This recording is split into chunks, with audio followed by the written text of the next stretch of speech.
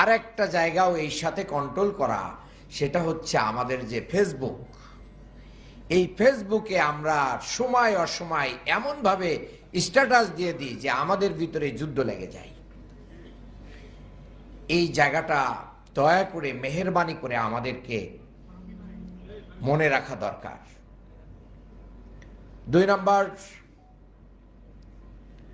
আমাদের এই দাওয়াতের, বাংলার এই দাওয়াতের জমিনে শত জুলুম এবং নিপীড়নের পরেও ইকামতে দ্বীনের উপরে যে সবর করার দরকার, সেই জায়গায় আমাদের অনেক ঘাটতি আছে। আমরা পরিবেশ বুঝে, বাতাস বুঝে অনেক সময় চলার চেষ্টা করি এবং বাতাস বুঝে কথা বলারও চেষ্টা করি, অথচ পৃথিবীতে বহু নবী রাসূলদেরকেও সত্য বলার জন্য শহীদ করে দেয়া হয়েছে। সাহাবা ইকরাম শাহাদাতের মর্যাদা লাভ করেছেন। এই উপমহাদেশে ইংরেজদের বিরুদ্ধে দাঁড়িয়ে আলেম ওলামারাই প্রতিরোধ গড়ে তুলেছিলেন এবং শাহাদাত বরণ করেছিলেন। যে ইতিহাসগুলো আমাদের কাছে ক্লিয়ার থাকা উচিত।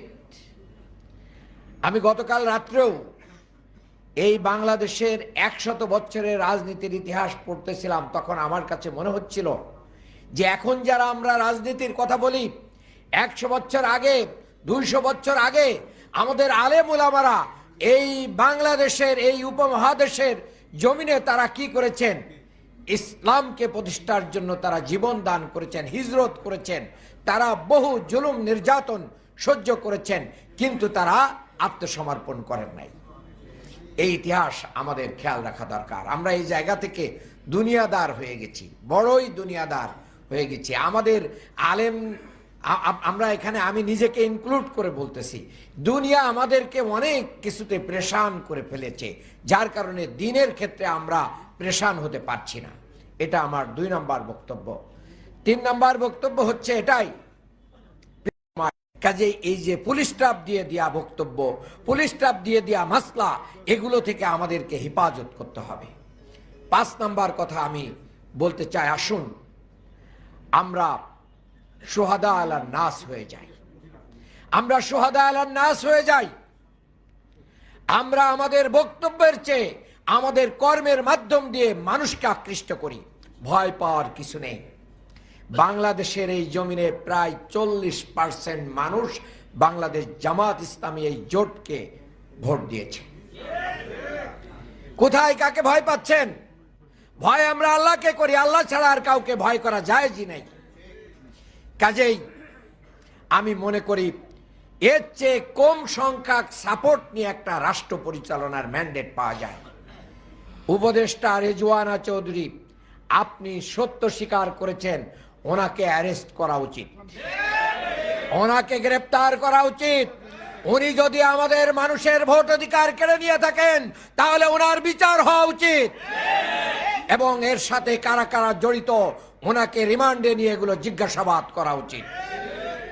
কাজেই আগামী দিনে আলেমদেরকে যদি আমরা আরো সোচ্চার করতে পারি, ঢাকা মহানগরী দক্ষিণের একটা মেসেজ দিয়ে আপনি শেষ করতে চাই, সেটা হচ্ছে আমরা টোটাল ভোট এই ইলেকশনে, পার্লামেন্ট নির্বাচনে টোটাল ভোট ঢাকা মহানগরী দক্ষিণে যা আছে এটা যোগ করলে বিএনপির চেয়ে আমাদের ভোট সংখ্যা বেশি, কারচুপির পরেও।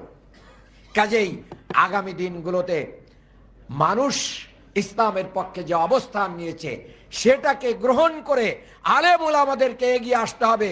এই ময়দান চাষাবাদ করে ইসলামের পক্ষে যদি আমরা নিয়ে আসতে না পারি, তাহলে আবার ভারতীয় আধিপত্যবাদ আমাদেরকে পেয়ে বসবে।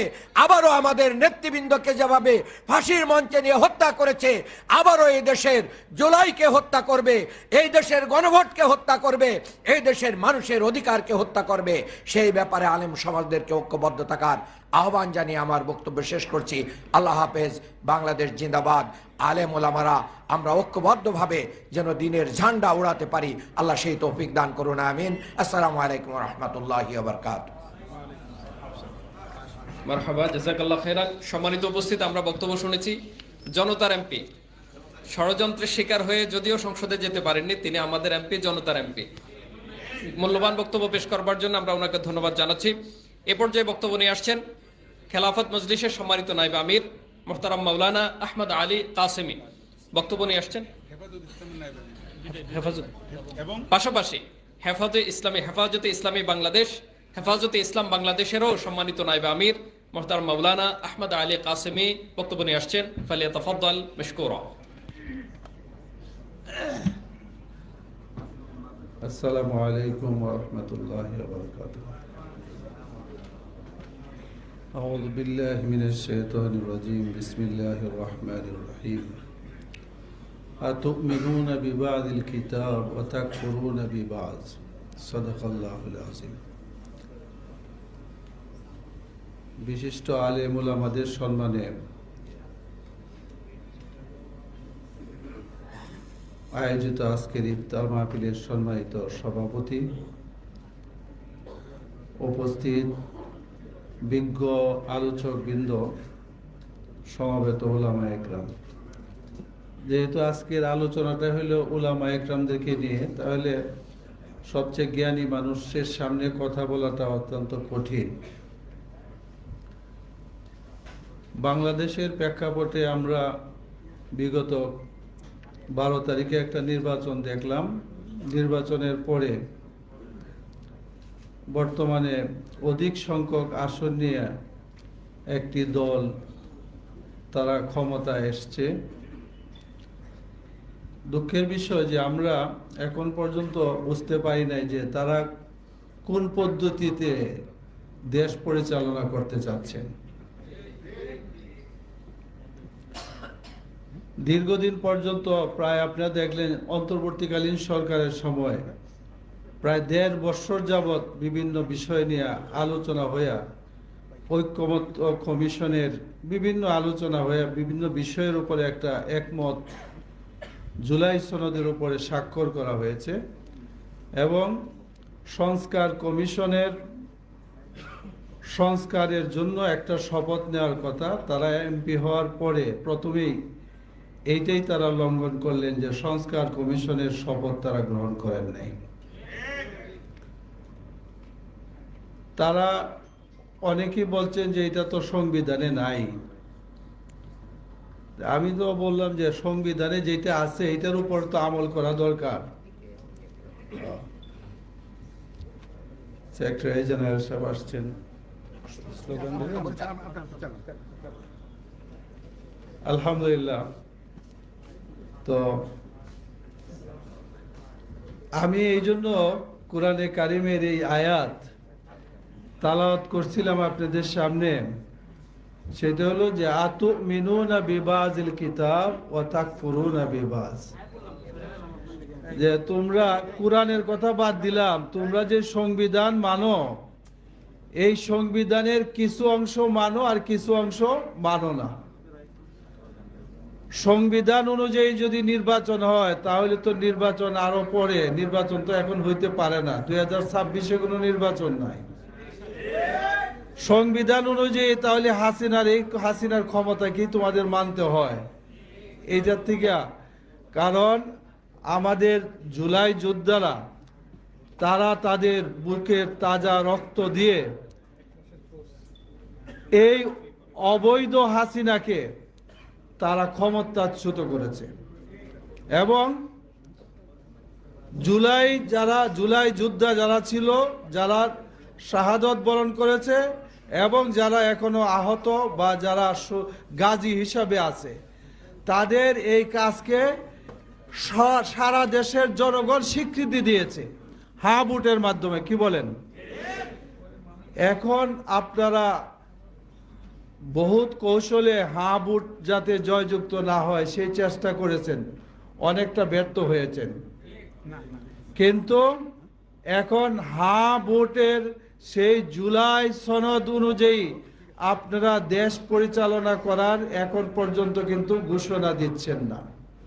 আমরা লক্ষ্য করছি যে তথাকথিত ভাব নিয়ে বিভিন্ন জায়গায় ফেসিবাদ মাথাচাড়া দিয়ে উঠছে। অনেক জায়গায় আপনাদের পৃষ্ঠপোষকতার জনগণ লক্ষ্য করছে, কিন্তু মনে রাখবেন সেই জুলাই 24-এর যে জনগণ বাংলাদেশে ছিল তারা কিন্তু এখনো আছে জীবিত।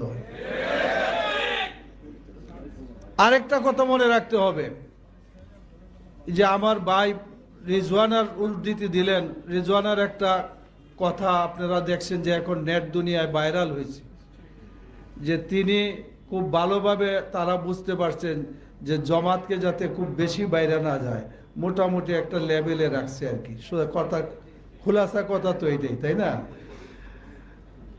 জনগণ আমরা দেখতে পারছি যদি এত কিছু করার পরেও ভোটের ব্যবধান কিন্তু খুব বেশি না, তাই না? এত কিছু করার পরেও সিট অনেক পেয়েছেন, কিন্তু ভোটের ব্যবধান অনেক না। সুতরাং আমরা মনে করি তারপরেও এই রেজাল্টকে আমরা মেনে আমাদের ঐক্যবদ্ধ প্রচেষ্টা এবং ঐক্যবদ্ধভাবে যদি আমরা সামনে অগ্রসর হই, তাহলে এক সময় এমন হবে যে তোমরা কোনোভাবেই আমাদেরকে প্রতিরোধ করে তুলতে পারবা না। জনগণের স্রোত সকল বাধা ডিঙ্গিয়ে অগ্রসর হবে ইনশাআল্লাহ। সেটা তোমরা করতে পারবা না। এই জন্য আমরা অনেক কিছুই বলা যাবে বিগত নির্বাচনের ব্যাপারে। আপনাদের অভিজ্ঞতা আছে, আমাদের অভিজ্ঞতা আছে, সবাই লক্ষ্য করেছি যে রেজাল্ট আমাদের পক্ষে কিভাবে আসছিল, সেটাকে কিভাবে অন্যভাবে আপনারা কারচুপি সূক্ষ্মভাবে করেছেন।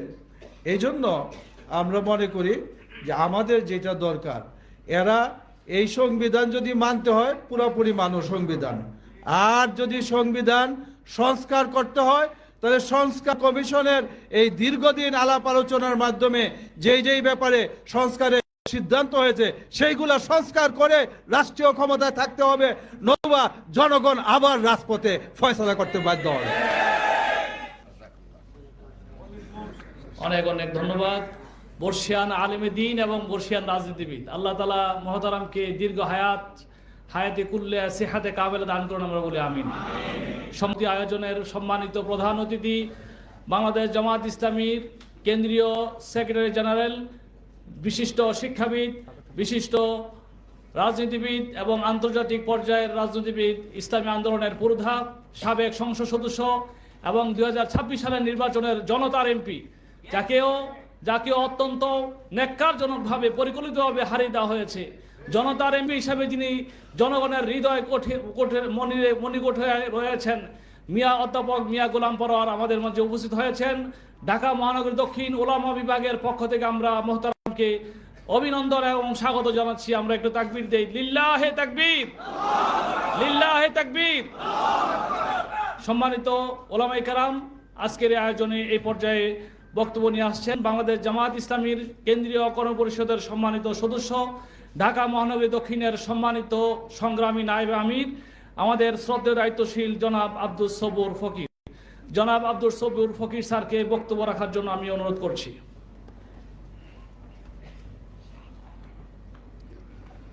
আসসালামু আলাইকুম ওয়া রাহমাতুল্লাহি ওয়া বারাকাতুহু। আউযু বিল্লাহি মিনাশ শাইতানির রাজীম। বিসমিল্লাহির রহমানির রহিম। আলহামদুলিল্লাহি রাব্বিল আলামিন। আসসালাতু ওয়াসসালামু আলা সাইয়্যিদিল মুরসালিন ওয়া আলা আলিহি ওয়া সাহবিহি আজমাইন। বাংলাদেশ জামাত ইসলামী ঢাকা মহানগরী দক্ষিণের ওলামা বিভাগ কর্তৃক আয়োজিত ঢাকা মহানগরীর বিভিন্ন পর্যায়ের খতিব, ইমাম এবং ওলামাদের নিয়ে আজকের এই ইফতার মাহফিলের সম্মানিত সভাপতি, আজকের অনুষ্ঠানের প্রধান অতিথি বাংলাদেশ জামাত ইসলামীর সেক্রেটারি জেনারেল জনাব অধ্যাপক মিয়া গোলাম পরোয়ার, ওলামায়ে কেরাম, আলেম ওলামা এবং বিজ্ঞজনেরা, রমজানের মাঝামাঝি পর্যায়ে আপনাদের নিয়ে আমরা প্রতি বছরের নেই এই ইফতার মাহফিলের আয়োজন করেছি। এই ইফতার মাহফিলের মধ্য দিয়ে আমরা আপনাদেরকে রমজানের শিক্ষা বা কি তাকওয়া তারপরে রমজান দিয়ে আমরা কি পাবো, এগুলো আপনাদেরকে আমরা জানাতে চাই না। এটা আপনাদেরই কাজ। এটা আপনারা রমজান শুরু হওয়ার আগ থেকেই, শাবান মাস থেকেই শুরু করেন, মসজিদে খুতবার মধ্য দিয়ে এদেশের সাধারণ মানুষকে, মুসল্লিদেরকে জানানোর জন্য আপনারা সচেষ্ট থাকেন। মূলত আপনাদেরকে একটি সম্মানিত জায়গায় পৌঁছানোর জন্য জামাত ইসলামের পক্ষ থেকে প্রতি বছরই দাওয়াত দেওয়া হয়ে থাকে। তার মূল টার্গেট হলো আমরা যাতে ঐক্যবদ্ধ থাকতে পারি এবং এই হাজারো আলেম ওলামা এবং সাধারণ মুসলমানের শাহাদাতের রক্তে রঞ্জিত বাংলাদেশ যেন একটি কাঙ্ক্ষিত জায়গায় পুষতে পারে, সেই টার্গেটের সামনে নিয়েই আমাদের এই আয়োজন হয়ে থাকে প্রতি বছর। আলহামদুলিল্লাহ, প্রতি বছরই আপনারা আসেন, অনেক নতুন নতুন মেহমান আসেন। এই আসার মধ্য দিয়ে এবারের নির্বাচনে আমরা একটি সুন্দর রেজাল্ট পেয়েছি। সেই রেজাল্টের পিছনে আপনাদের এদেশের আলেম ওলামা যারা, মসজিদের খতিব যারা, তাদের বিরাট একটি ভূমিকা এখানে রয়েছে। সেই ভূমিকার মধ্য দিয়েই একটি ফলাফল আমরা পেয়েছি প্রাথমিকভাবে, কিন্তু এদেশের মানুষ, সাধারণ জনগণ জেনে গেছে যে এদেশের মানুষের ভোট ছিল ইসলামের পক্ষেই। তো সেই জায়গাটা থেকে অত্যন্ত সূক্ষ্ম, এর আগে তো ফ্যাসিস্ট আমলে শেখ হাসিনার সময় বিভিন্ন কারচুপির কথা শুনেছি, কিন্তু ওই কারচুপির বাইরে এটা একটি ব্যতিক্রম ধর্মী কারচুপি, যেটা তৎকালীন সময়ের যে গভর্নমেন্ট ছিল, সে একজন উপদেষ্টা নিজেই রাজসাক্ষী হিসেবে নিজেকে উপস্থাপন করেছেন জাতির খেদমতে।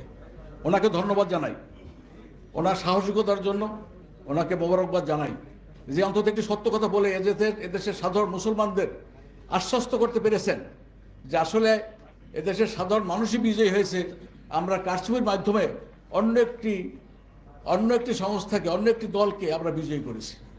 এটা শুধু এদেশের স্বার্থের জন্য না, একটি বাইরের একটি শক্তিকে সন্তুষ্ট করার জন্য এই কাজটা তারা করেছেন।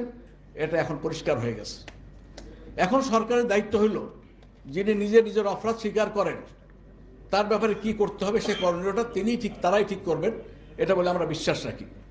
সম্মানিত ওলামায়ে কেরাম, আসলে রাজনীতিতে ইসলামের আগমন এটা অনেক আগে থেকে, মাঝখানে কখনো স্থীমিত হয়েছে, কখনো জাগরিত হয়েছে। বিভিন্ন পার্লামেন্টে আলেম ওলামাদের পদচারণা ছিল, তাদের বক্তব্য ছিল, অনেক সংস্কার তারা পার্লামেন্টও করেছেন। আপনাদের মনে থাকার কথা, সংসদে ঢুকতে হলে স্পিকারের প্রতি মাথা নুয়ে সালাম দিয়ে তারপরে ঢুকতে হতো। আপনাদের মনে আছে না? আলহামদুলিল্লাহ, সেই সংস্কার, ওই মাথা নামানোর জায়গা থেকে আসসালামু আলাইকুম বলে ঢোকা এবং বের হওয়া, এই সংস্কার জামাত ইসলামীর দাবির মুখে আল্লামা দেলোয়ার হোসেন সাঈদী সহ আমাদের গোলাম পরোয়ার ভাই সেদিন পার্লামেন্টে ছিলেন, শহীদ মাওলানা মতিউর রহমান নিজামী সহ অন্য সদস্য ছিলেন, সেদিন এটাকে আমরা পরিবর্তন করতে সক্ষম হয়েছিলাম। এটা বিরাট অবদান ওলামাদের। আমরা তো মাথা নত করবো একমাত্র আল্লাহর কাছে, সেখানে কি স্পিকার, কি হেডমাস্টার, কি প্রিন্সিপাল, তাদের কাছে তো মাথা নত করার কোনো সুযোগ নাই। আপনাদের সম্রাট আকবরের সময় মনে আছে আপনাদের, যে একজন আমাদের মুজাদ্দেদ, তিনি যখন তার দরবারে উপস্থিত হলেন, সম্রাট আকবর তার গেটটা এত ছোট করেছিল যে সে মাথা নত করে সে যেন ঢুকে, অর্থাৎ তাকে যেন কুর্নিশ করা হয়। কিন্তু সেই ব্যক্তিত্ব, সেই মহান ব্যক্তিত্ব সেদিন ওখানে গিয়ে যখন দেখলেন মাথা আটকে গেছে, তখন উনি বাম পাটা আগে দিয়ে তারপর মাথা ঢুকিয়ে দিয়েছেন। এটাই তো ইমানের দৃঢ়তা, এটাই আমাদেরকে অবলম্বন করতে হবে, ধারণ করতে হবে। যে ধারণটা এবার করে আমরা সারা দেশে গণজাগরণ সৃষ্টি করেছিলাম।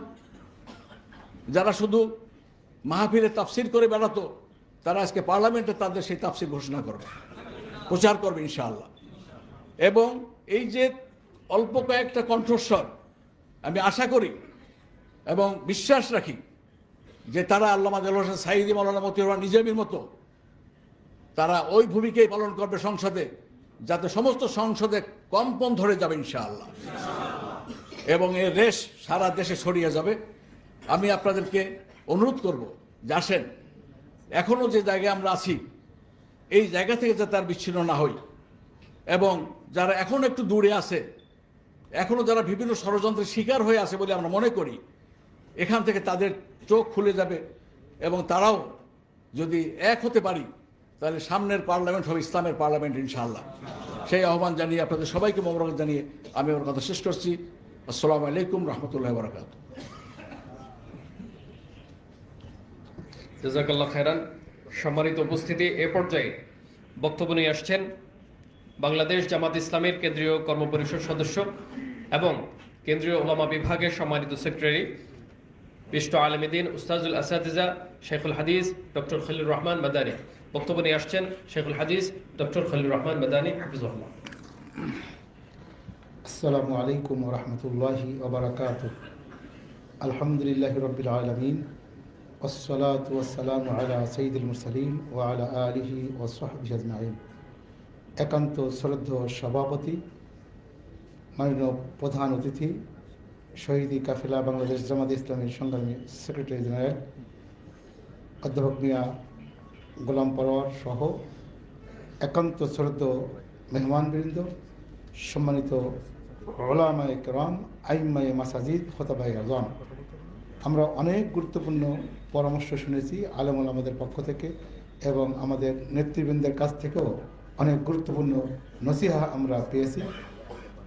বিশেষ করে আল্লাহ সুবহানাহু ওয়া তাআলা ইরশাদ করেছেন, ইন্নামা ইয়াখশাল্লাহা মিন ইবাদিহিল উলামা, নিঃসন্দেহে আল্লাহর বান্দাদের মাঝে আলেমরা বেশি বেশি আল্লাহকে ভয় করেন। এই প্রিন্সিপালের উপরে, এই মূলনীতির উপরে, আল্লাহ তাআলার এই ডিসিশনের উপরে আমাদেরকে সকল ক্ষেত্রে, সকল মহলে, সকল জায়গায় অটল ও অবিচল থাকার জন্য আমি নিজকে জড়িয়ে সকলের সাথে আমি এই আহ্বান জানাচ্ছি। 2 নম্বর হলো, কিন্তু আমরা বিশেষ করে ফাআগরাইনা বাইনাহুমুল আদাওয়াতা ওয়াল বাগদা ইলা ইয়াউমিল কিয়ামা, কিয়ামত পর্যন্ত ইহুদি খ্রিস্টান পণ্ডিতদের মাঝে, তাদের আলেমদের মাঝে হিংসা, বিদ্বেষ, রেষারেষি, মারামারি, হানাহানি, গালাগালি যা আছে তাদের মধ্যেই হয়, আমাদের মাঝে যেন এটি না হয়।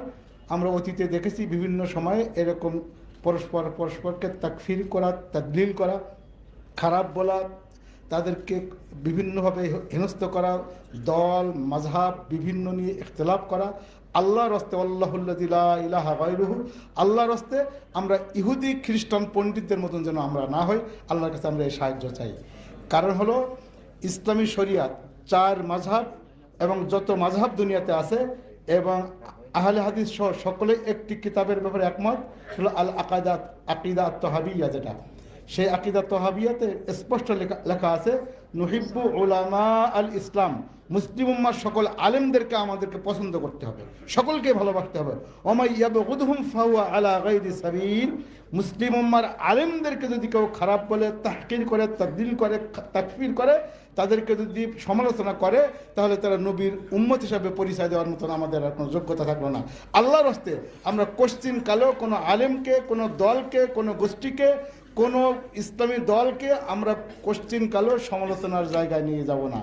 বিশেষ করে বিগত ভোটের সময় আপনারা লক্ষ্য করেছেন, ফতোয়া নিয়ে বিভিন্নভাবে, এবং আমরাও বিভিন্নভাবে আমরা কিন্তু অনেক ফেসবুকে লেখালেখি করেছি, হাদিসে স্পষ্ট করে নিষেধ করা হয়েছে, মান কানা ইউমিনু বিল্লাহি ওয়াল ইয়াউমিল আখির ফামান কাতাবা কিতাবান, যদি কেউ আখিরাতকে বিশ্বাস করে, আল্লাহকে বিশ্বাস করে, সে যদি কিছু লেখে,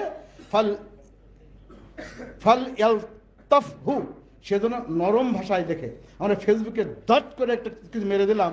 একটা জিনিস লক্ষ্য করেন, ফেসবুকে লেখার ক্ষেত্রেও আমরা অত্যন্ত নরম নম্র ভাষায় কথা বলতে হবে। কারণ যিনি নম্র ভাষায় কথা বলে, হাদিসের শেষে বলা যায় জানাহু, তার সৌন্দর্য আল্লাহ বাড়িয়ে দেবেন। এই জন্য আমরা ফেসবুকে লিখলেও, অনেকে আপনার সমালোচনা করেছেন, আপনাকে বললেন রাজনীতি হারাম, ভাই রাজনীতি হারাম উনি বলুক। এক সময় এদেশে পীর সাহেবরা ফতোয়া দিতেন যে এ তো ইবনে তাইমিয়া কা রং হয়, এরা হলো ওহাবি, এরা হলো সালাফি, এরা লামাযহাবি বলতেন আপনাদেরকে। এখন এরা আর ফতোয়া দেয় না, এখন ফতোয়া দেয় যে ওহাবি বলা হতো, সে ওহাবিরা আপনার বিরুদ্ধে ফতোয়া দিচ্ছে, বোঝা গেল। অতএব তারা অবশ্যই মুহাক্কিক আলেম, সেই জায়গায় তাদেরকে রাখেন। এখন যেমন পীর সাহেবদের মার্কাজ থেকে ফতোয়া আসে না, একসময় তাদের পক্ষ থেকেও এরকম উল্টাপাল্টা ফতোয়া আপনার বিরুদ্ধে আর আসবে না। কারণ এখানে খিলাফত আন্দোলনের আমির সেক্রেটারি ইব্রাহিম সহ সবাই আছেন, ওনারা 80-র দশকে বললেন যে তওবার মাঠে নামলেন, তাহলে কোরআন তো সে সময় নাজিল হয়নি। অতএব এদেশের মানুষ অবশ্যই দিনদার, বুঝবান, অবশ্যই বুঝবেন। অতএব আমরা অন্যকে বলে, অন্যকে তাহকির করে, তাচ্ছিল্য করে দ্বীন ইসলামের মাঝে আমরা ইখতিলাফ সৃষ্টি করতে চাই না। মতান্তর হবে কিন্তু মনান্তর হবে না, ইখতিলাফ হবে কিন্তু ইফতিরাক হবে না। সেক্ষেত্রে আমাদেরকে অবশ্যই স্মরণ রাখতে হবে, মান আতা নাকিদান রাজা ফাকিদা, যিনি সমালোচনা করেন তার আমল বরবাদ হয়ে যায়। আমরা সমালোচনার দৃষ্টিতে দেখতে চাই না। বিশেষ করে সিয়াসাত নিয়ে এই ভোটের সময় ফতোয়া হয়েছে।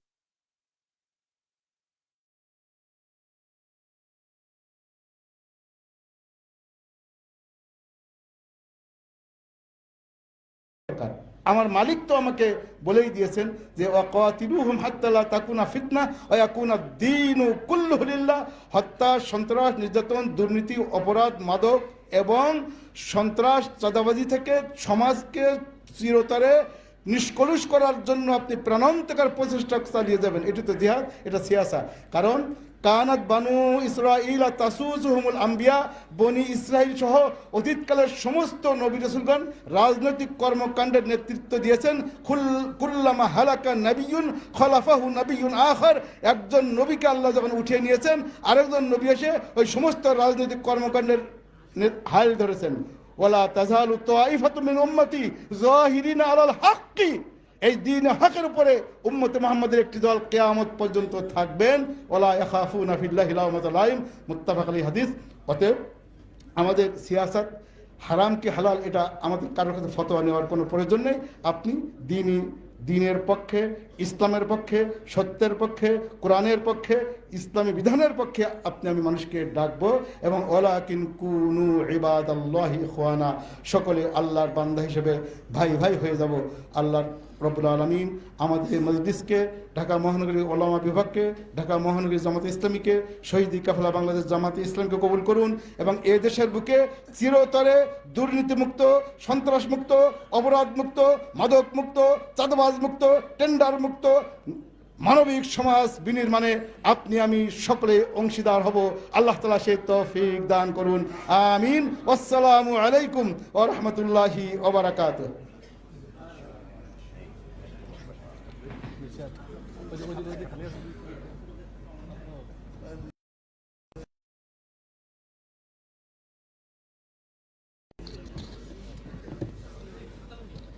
শুকরান জাযাকুমুল্লাহ। সম্মানিত ওলামায়ে কেরাম, আমাদের আজকের এই মহতী আয়োজনে এই পর্যায়ে বিশেষ অতিথির বক্তব্য নিয়ে আসছেন অনলাইনে যুক্ত হওয়ার মাধ্যমে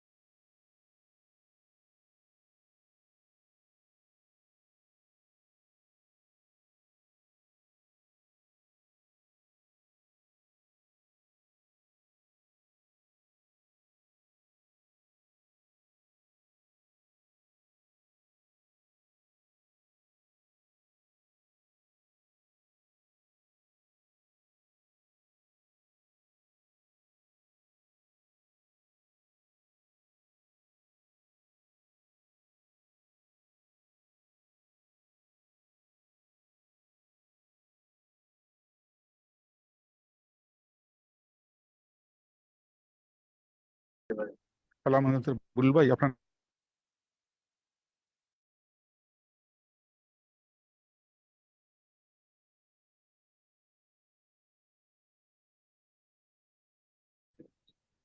বলুন ভাই, আপনি কথা বলেন, আনমিউট হয়ে কথা বলেন বলুন ভাই।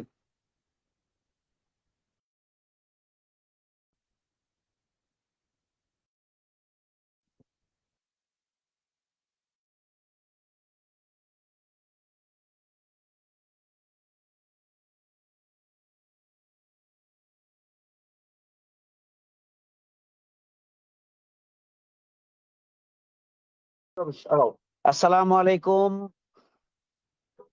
আসসালামু আলাইকুম ওয়া রাহমাতুল্লাহি ওয়া বারাকাতুহু। আজ বিশিষ্ট ওলামায়ে কেরামদের নিয়ে আয়োজিত আজকের ইফতার মাহফিলের সম্মানিত সভাপতি, সম্মানিত প্রধান অতিথি, শ্রদ্ধেয় সম্মানিত মুআজ্জাজ ওলামায়ে কেরাম, আসসালামু আলাইকুম ওয়া রাহমাতুল্লাহি ওয়া বারাকাতুহু। আল্লাহ তাআলা শুকরিয়া আদায় করছি, আলহামদুলিল্লাহ। রাসূল করিম সাল্লাল্লাহু আলাইহি ওয়াসাল্লামের প্রতি দুরূদ ও সালাম বর্ষিত হোক, সাল্লাল্লাহু আলাইহি ওয়াসাল্লাম। সম্মানিত উপস্থিতি, প্রধান অতিথির বক্তব্য আমরা শুনবো। বিশেষ অতিথিবৃন্দের বক্তব্য চলছে। আমি শুধু আপনাদেরকে সালাম দেওয়ার জন্য দাঁড়িয়েছি। চাঁপাইনবাবগঞ্জে আমার নির্বাচনী এলাকা আমি এসেছি, যার কারণে আপনাদের সহবত এবং আপনাদের সাথে দেখা করার সুযোগ থেকে বঞ্চিত হয়েছি। ইনশাআল্লাহ আল্লাহ তৌফিক দিলে আবারও আপনাদের সাথে দেখা হবে। বর্তমান বাংলাদেশের সার্বিক পরিস্থিতি আপনাদের কাছে খুবই পরিষ্কার। আলেম সমাজকে ঐক্যবদ্ধ হতে হবে। আলেম সমাজকে আগামী দিনে দেশ এবং জাতিকে নেতৃত্ব দেওয়ার জন্য প্রস্তুতি নিতে হবে। নিজেদের ইসলামী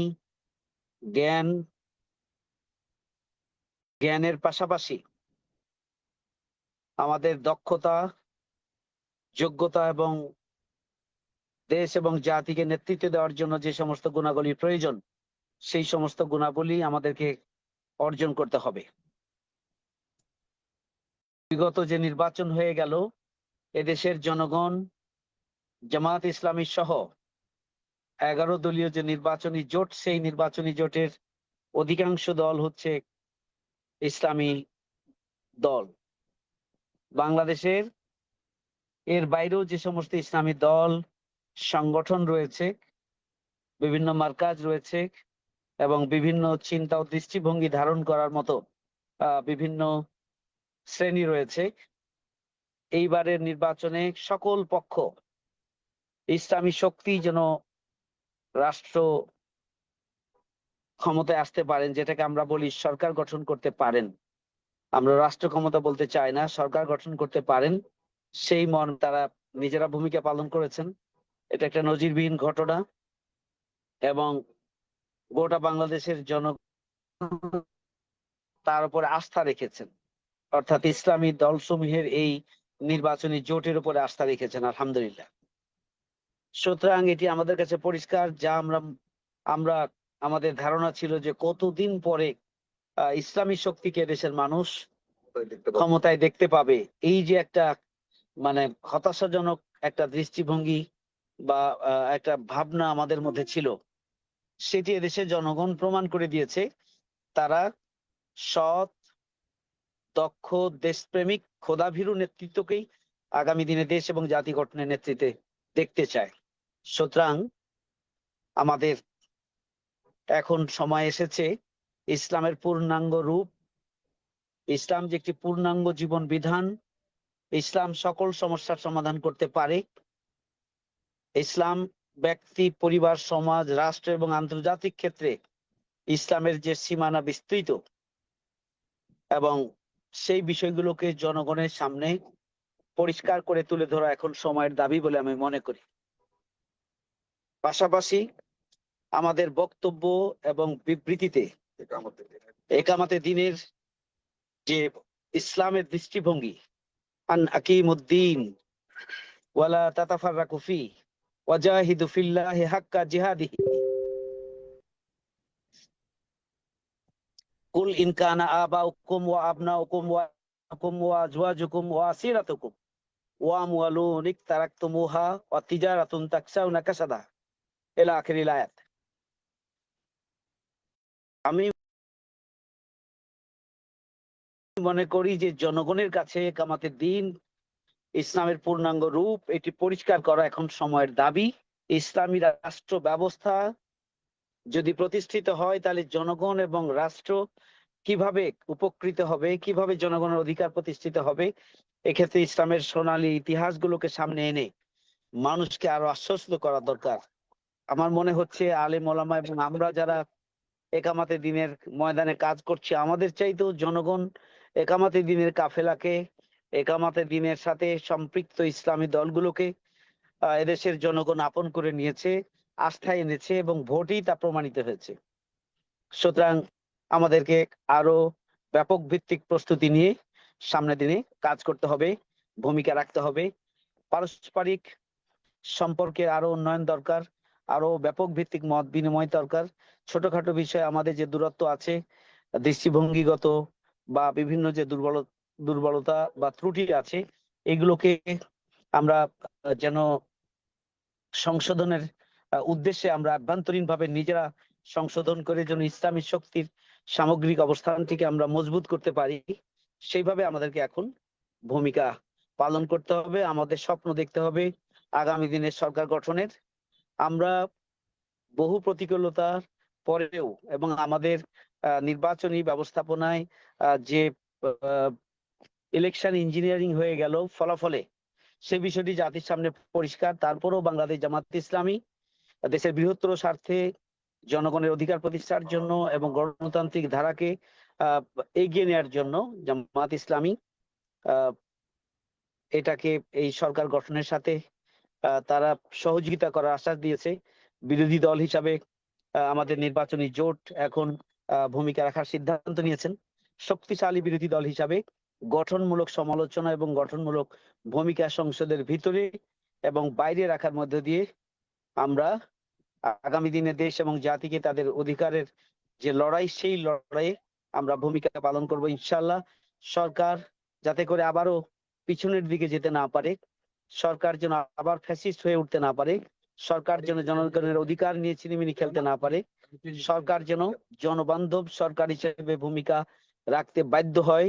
আমরা গঠনমূলক ভূমিকা পালনের মধ্য দিয়ে আমরা ইনশাআল্লাহ সরকারকে সেই খাতে, সেই দিকে প্রবাহিত করার জন্য আমরা ইনশাআল্লাহ আমাদের অবস্থান থেকে আমরা ভূমিকা পালন করব, সংসদের ভিতরে ভূমিকা পালন করব, প্রয়োজন হলে সংসদের বাইরেও আন্দোলন সংগ্রামে আমরা ভূমিকা পালনের মধ্য দিয়ে সরকারকে সঠিক খাতে প্রবাহিত করতে আমরা বাধ্য করব ইনশাআল্লাহ। আসুন আমরা সবাই ঐক্যবদ্ধ হয়ে নতুন বাংলাদেশ বিনির্মাণের শহীদদের যে স্বপ্ন, জুলাই যোদ্ধাদের যে স্বপ্ন, সেই স্বপ্ন বাস্তবায়নে আমরা ঐক্যবদ্ধভাবে ভূমিকা পালন করি, সেই প্রত্যাশা এবং সে আহ্বান জানিয়ে আমার কথা করছি।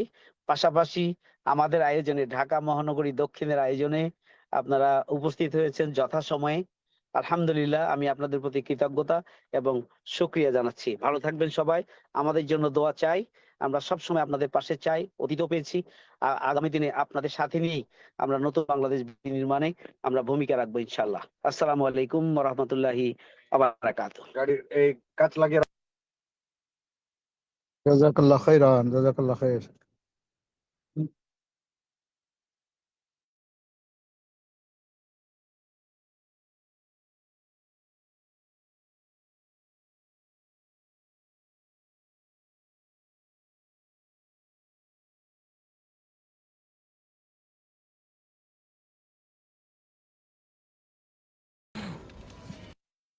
বিসমিল্লাহির রহমানির রহিম। সংগ্রামী সভাপতি,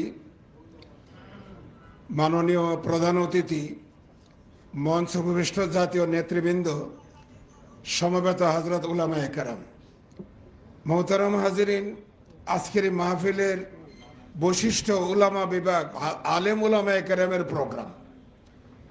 আমি আপনাদের সবার দৃষ্টি আকর্ষণ করে বলতে চাই যে উলামায়ে কেরাম প্রিয় নবী সাল্লাল্লাহু আলাইহি সাল্লামের মিম্বারে রাসূলের ওয়ারিস। প্রতিটি মসজিদের মিম্বার কার দখলে? উলামায়ে কেরামের দখলে। আমরা রাসূল থেকে রাসূলের মিম্বর পেয়েছি, রাসূল থেকে রাসূলের মিম্বরের আমানত আমাদের হাতে। বাংলাদেশে 3 লক্ষেরও বেশি মসজিদ, আর এই মসজিদগুলি আমরা যখন ইমাম বা খতিব হিসাবে মিম্বরে বসি, তখন মুসল্লি সে যত দামি হোক না কেন, ইজা খারাজ আল ইমাম লা সালাত ওয়ালা কালাম, মুসল্লি খামোশ, কোনো কথা বলতে পারবে না, শরীয়ত অ্যালাউ করে না। মুসল্লিরা উযু করে এসে কেবলারুখ হয়ে বসে পাক পবিত্র অবস্থায় মনোরম পরিবেশে আমার একজন ইমাম ও খতিবের দিকে তাকিয়ে থাকেন। খতিব এর সামনে শুক্রবারে কোটি কোটি মুসল্লি। সুতরাং আমি আমার মিম্বরে রসুলের দায়িত্ব যদি যথাযথভাবে পালন করি, এই দেশে ইসলামী হুকুমতের জন্য, আল্লাহর আইন এই দেশে প্রতিষ্ঠিত করার জন্য সবচেয়ে বেশি ভূমিকা রাখতে পারে উলামায়ে কেরাম। আমার ভাইরা, আজ থেকে বহু বছর আগে যখন মামলা মোকদ্দমা ফাঁসির পরে ফাঁসি হচ্ছিল, ইসলামের কথা বলার কারণে আমার মনে পড়ে তখনই বর্তমান নতুন আমির হিসাবে শপথ নিয়েছিলেন মাওলানা ডক্টর খলিলুর রহমান মাদানির মাধ্যমে। একদিন আমার মাদ্রাসায় তিনি গেলেন একেবারে লুকোচুরি অবস্থায়। উলামায়ে কেরামের একটা প্রোগ্রাম হলো, ইনি সে আলেমদের সামনে আমিরে জামাত বলেছিলেন যে আপনারা যারা মসজিদে নেতৃত্ব দিচ্ছেন, আমরা জামাত এবং আমি জামাতের আমির হিসাবে মসজিদের ভিতরের নেতৃত্ব যারা দেয় তাদেরকে মাঠের নেতৃত্ব দেওয়ার জন্য প্রোগ্রাম চেষ্টা চালিয়ে যাচ্ছি। মসজিদে যারা ভিতরে আছেন তারা যদি মাঠে নেতৃত্ব দেন তাইলে মানুষের জান মাল ইজ্জতের নিরাপত্তা পাবে। আমার ভাইয়েরা, আমার কথা শেষ, সময়ের স্বল্পতায় আমি আমার মনে সদমা ব্যথা, কথা বলার সুযোগ নাই, সুযোগ হবেও না, কিন্তু আমি কথা বলতে চাই। প্রতিদিন আসরের নামাজের পরে আপনি মুসল্লিদের দিকে ফিরে বসেন, বসার পরে বলেন 33 বার সুবহানাল্লাহ, আলহামদুলিল্লাহ, আল্লাহু আকবার।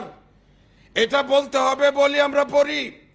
ফজরের পরেও মুসল্লিদের দিকে আমরা ফিরে বসি। কেন বসি? মুসল্লিদের দিকে বসে দোয়া কালামে লাগাই। প্রিয় নবীও বসতেন। প্রিয় নবী ফজরের পরে বসে মুসল্লিদের খবর নিতেন, রাতে কারো দুর্ঘটনা হয়েছে কিনা, ফজরে কে কেন আসতে পারে নাই, কি কারণে তার সমস্যা হয়েছিল। আবার আসরের পরে কর্মজীবন থেকে মুসল্লিরা ফিরে আসছে কিনা খবর নেওয়ার জন্য বসতেন, খবর নিতেন। এইভাবে ইমাম আর মুসল্লির ভিতরে শীতবন্ধন হতো, যোগাযোগ সম্পর্ক বাড়ত। আজকে আমি 20 বছর ইমামতি করার পর একটা মিডিয়া ভুল তথ্য দিয়েছে যে আমি জঙ্গি কানেকশনের সাথে সম্পর্ক। আমার 20 বছরের মুসল্লি বলে হলে হতেও পারে। এটা আমার দুর্বলতা। আমার হাতে সময় ছিল, আমার হাতে মাইক ছিল, আমার হাতে নবীর ক্ষমতা ছিল, মুসল্লিরা আমার অধীনে ছিল, কেন আমি পারি নাই? এটা আমার ব্যর্থতা। সুতরাং আসুন আমরা রসুলের মিম্বরের দায়িত্ব যথাযথভাবে পালন করি। আমার বন্ধুগণ, আমার শেষ কথা হলো এই, জবান হেফাজত। যারা এখানে বসবে আমার বিপক্ষে, যারা আমার শত্রু, তাদেরকে আমার দরকার। সুতরাং আমার প্রাঞ্জল ভাষায়, আমার আখলাক, আমার ব্যবহার, আমার কথার দ্বারা কোন অনৈক্য যেন না হয়। আমার সকল মুসল্লি আমার। সুতরাং আসুন আমরা ইমাম হিসাবে মিম্বরে রাসূলের মিম্বরের হেফাজত করার দায়িত্ব আল্লাহ আমাদের দিয়েছেন, আমরা এই দায়িত্ব পালন করি। আমিন ওয়া আখিরু দাওয়ানা। মাশাআল্লাহ, মারহাবা, জাযাকুল্লাহু খাইরাল জাযা ওয়া আহসানাল জাযা ওয়া বারাকাল্লাহু ফি হায়াতিহি। সম্মানিত উপস্থিতি, এ পর্যায়ে বক্তব্য নিয়ে আসছেন বিশিষ্ট ইসলামিক স্কলার উস্তাজুল আসাতিজা, বাংলাদেশ ইসলামী বিশ্ববিদ্যালয়ের বোর্ড অব ট্রাস্টিজের সম্মানিত চেয়ারম্যান, একান্ত শ্রদ্ধেয় হযরত মাওলানা সৈয়দ কামাল উদ্দিন আব্দুল্লাহ জাফরি হাফিজাহুল্লাহ। বক্তব্য প্রদান করবেন সৈয়দ কামাল উদ্দিন আব্দুল্লাহ জাফরি হাফিজাহুল্লাহ।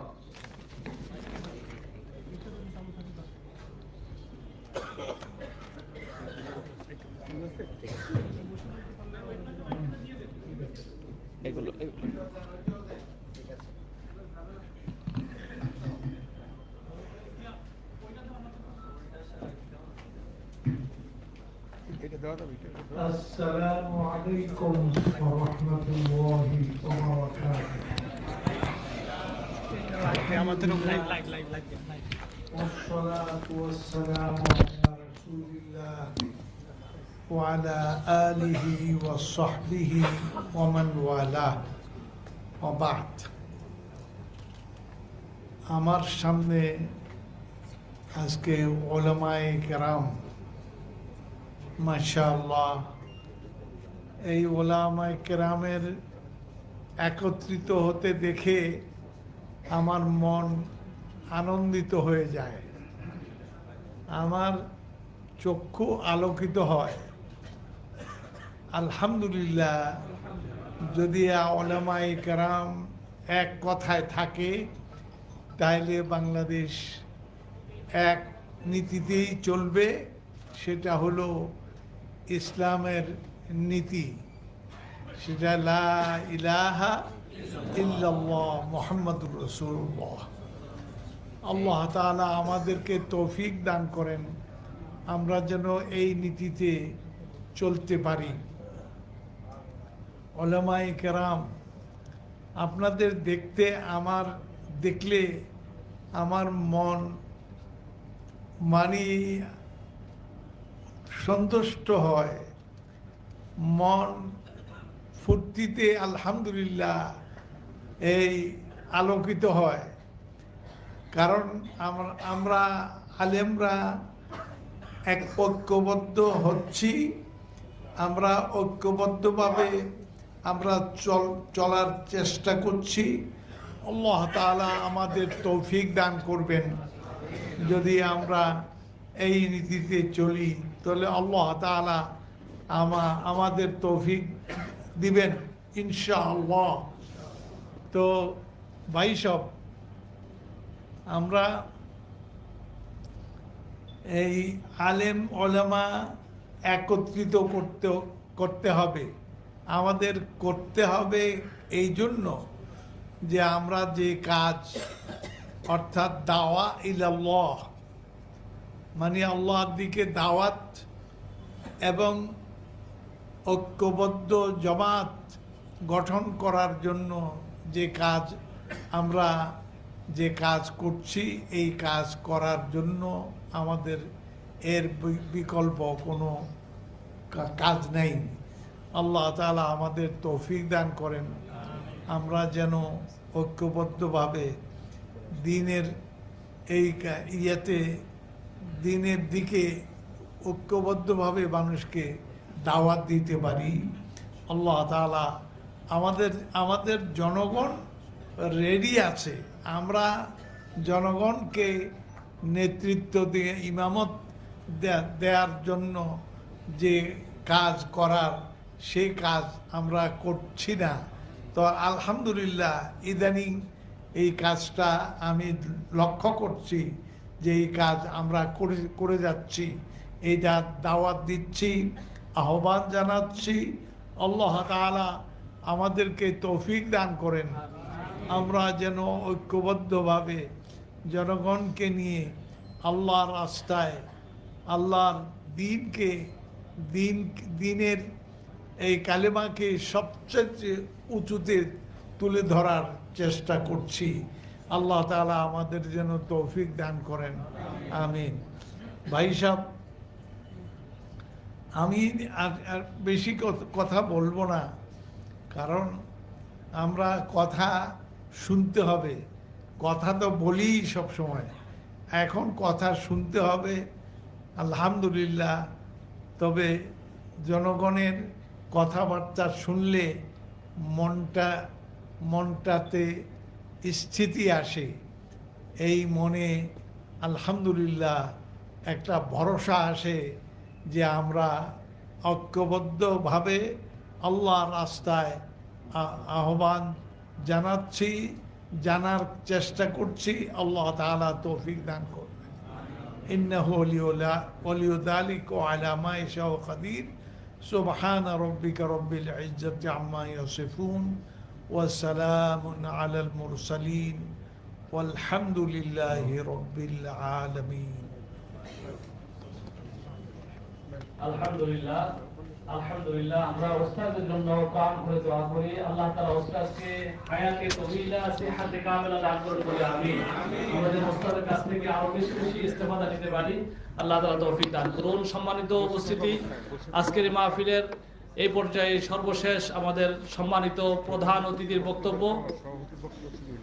প্রধান অতিথির বক্তব্য নিয়ে আসছেন বাংলাদেশ জামাত ইসলামীর সম্মানিত সেক্রেটারি জেনারেল, বিশ্ব ইসলামী আন্দোলনের অন্যতম পুরোধা, বর্ষিয়ান রাজনীতিবিদ, 2026 সালের জাতীয় সংসদ নির্বাচনে জনতার এমপি, যাকে অত্যন্ত সুপরিকল্পিতভাবে ইসলামের দুশ্মনদের ষড়যন্ত্রের কারণে হারিয়ে দেওয়া হয়েছে, আমাদের শ্রদ্ধেয় দায়িত্বশীল অধ্যাপক মিয়া গোলাম পরোয়ার। অধ্যাপক মিয়া গোলাম পরোয়ার মহতারামকে বক্তব্য রাখার জন্য আমি বিনীত অনুরোধ করছি।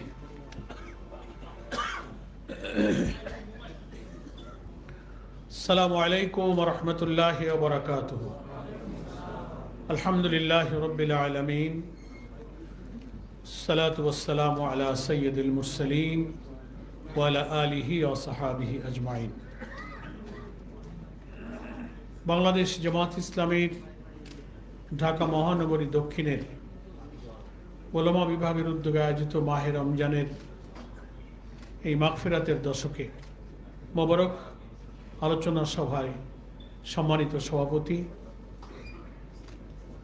মঞ্চে উপবিষ্ট আমরা সবার বক্তব্য যা শুনলাম, যা আপনারাও দেখতে পাচ্ছেন, দেশ বরেণ্য ওলামায়ে কেরাম এখানে মঞ্চে উপবিষ্ট আছেন, যাদের বক্তব্য আমরা শুনেছি, তার মধ্যে অনেক মূল্যবান নসিহা আমরা লাভ করেছি। সম্মানিত নেতৃবৃন্দ এবং সাংবাদিক বন্ধুগণ, উপস্থিত মুআজ্জাজ ওলামায়ে কেরাম,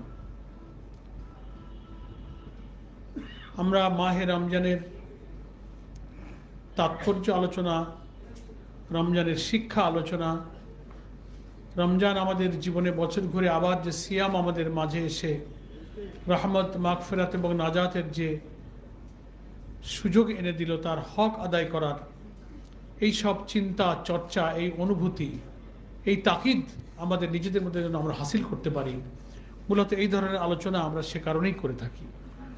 শুরুতেই মহান আল্লাহর কাছে আমরা সেই তৌফিক কামনা করছি, হ্যাঁ আল্লাহ, আমাদের মতো গুনাহগার মুমিনদের জীবনে এই রমজান যেন গুনাহ মাফের কারণ হয়, দোজখের আগুন থেকে বাঁচার কারণ হয়, রহমত লাভের কারণ হয়। আল্লাহ তাআলা তুমি আমাদেরকে সেই সৌভাগ্যের অধিকারী করো, আল্লাহুম্মা আমিন। খুব সংক্ষেপে আমি 2-3টা প্রসঙ্গ একেবারে প্রাসঙ্গিক মনে করে আপনাদের খেদমতে আল্লাহ তৌফিক দিলে সংক্ষেপে আমি পেশ করতে চাই। প্রথমটা হচ্ছে যে দেশের একেবারে সদ্য সমাপ্ত নির্বাচনোত্তর রাজনৈতিক পরিস্থিতি সবাই আপনারা জানেন, বোঝেন এবং সচেতন।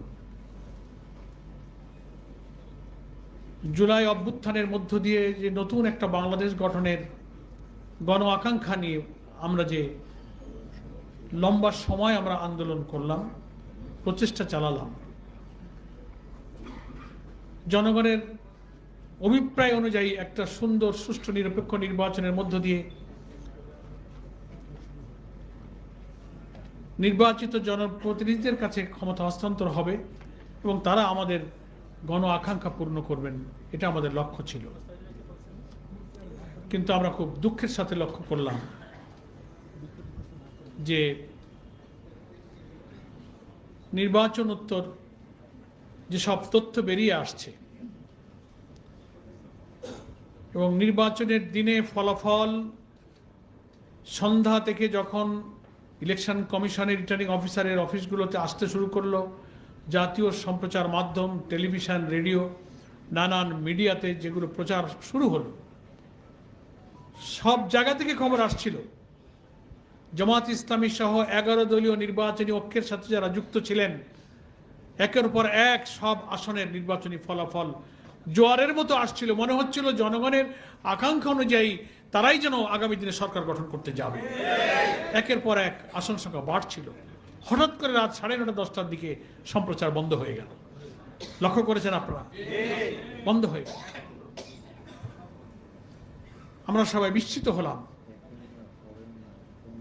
এখন ধীরে ধীরে সেই রহস্য জাতির সামনে উন্মোচিত হচ্ছে।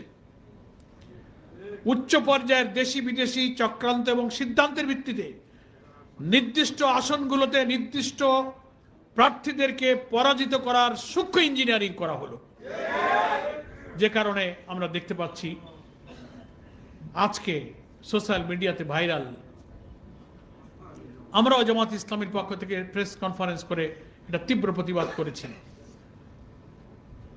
সরকারের একজন সাবেক উপদেষ্টা, অন্তর্বর্তীকালীন সরকারের যিনি উপদেষ্টা ছিলেন সৈয়দ রিজওয়ানা হাসান,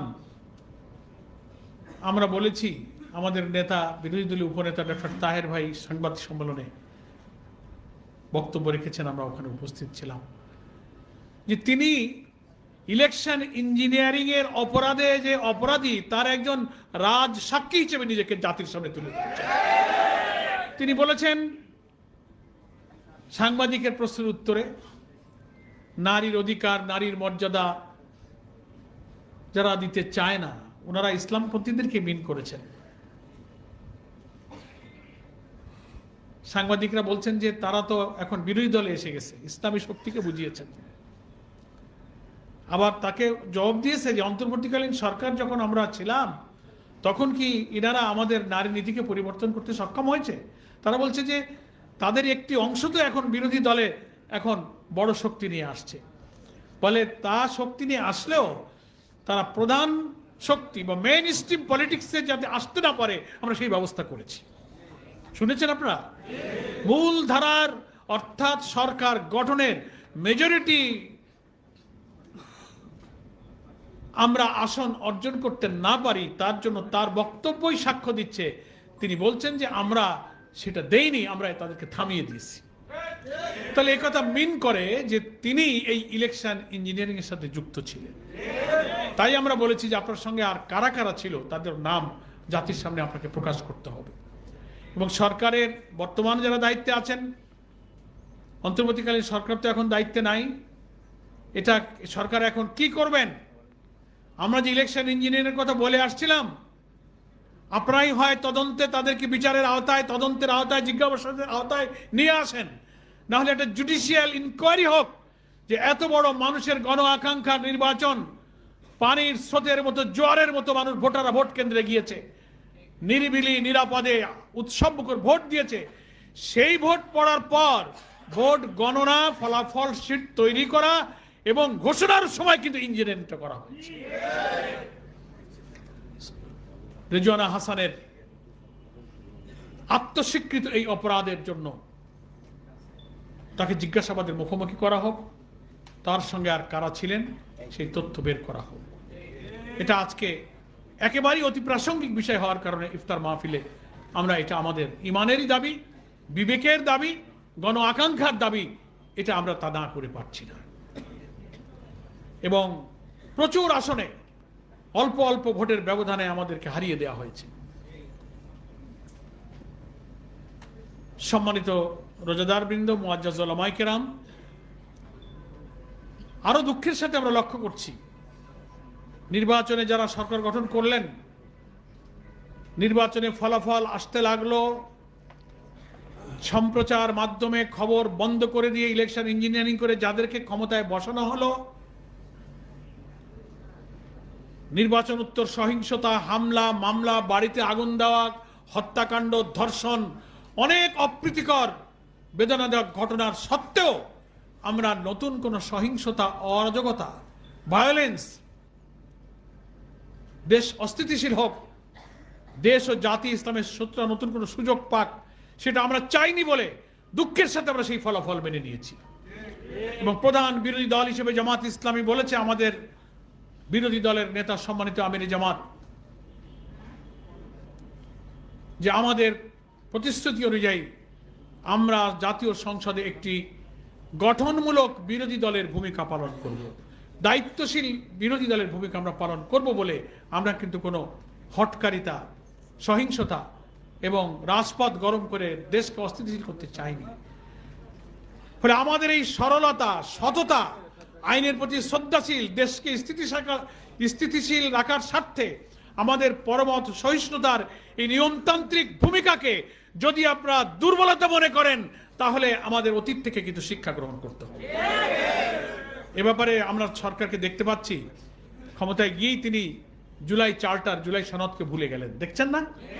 অথচ বিএনপি কিন্তু জুলাই সনদে স্বাক্ষরকারী একটি রাজনৈতিক দল, যারা আমরা ফ্যাসিবাদ বিরোধী আন্দোলনে একসাথে রাজপথে আন্দোলন করেছি।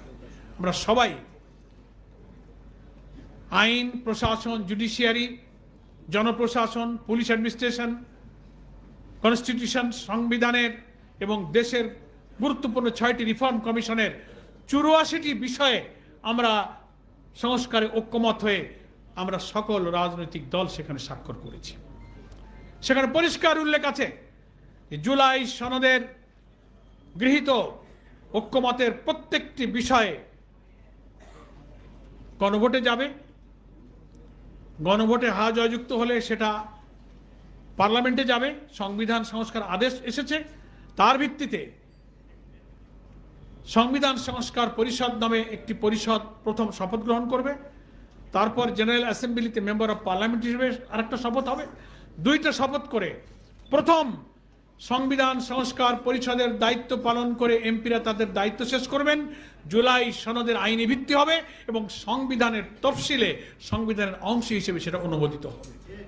তার ভিত্তিতে ঐক্যমত্য হওয়া সংস্কারের বিষয়গুলো গৃহীত হলে সেখানে যে সমস্ত সংস্কার প্রস্তাব আছে, কর্তৃত্ববাদী শাসন থেকে দেশকে বাঁচানোর জন্য প্রধানমন্ত্রী পরপর 2বারের বেশি ক্ষমতায় থাকবে না, দুর্নীতি দূর করার জন্য রাষ্ট্রপতি প্রাইম মিনিস্টারের ক্ষমতার ভারসাম্য আনার জন্য দ্বিকক্ষ বিশিষ্ট পার্লামেন্ট, বিরোধী দলের ডেপুটি স্পিকার, পার্লামেন্টারি স্ট্যান্ডিং কমিটিতে বিরোধী দলের সদস্য, সাংবিধানিক পদগুলোতে নিয়োগের জন্য প্রধানমন্ত্রীর মতামত এবং রাষ্ট্রপতির মতামত থেকে গুরুত্বপূর্ণ মনে না করে সেখানে সরকারি দল, বিরোধী দল এবং বিভিন্ন জুডিশিয়ারি নানান জায়গা থেকে নিয়ে একটা সেপারেট অ্যাপয়েন্টিং অথরিটি হবে। এই সব সংস্কারের কার্যক্রম এই জুলাই সনদ অনুমোদিত হওয়ার সাথেই বাস্তবায়ন করতে হবে। অথচ দুঃখের সাথে দেখা যাচ্ছে বিএনপি এবং অনেক নেতা মন্ত্রীরা বলা শুরু করেছেন যে জুলাই সনদ মানতে আমরা এখন আর বাধ্য নই। তার অর্থ হচ্ছে সংখ্যাগরিষ্ঠতার জোরে বিপুল ভোটে যে হায় জয়যুক্ত হলো গণভোটে, জনগণের এই রায়কে তারা অস্বীকার করতে চান।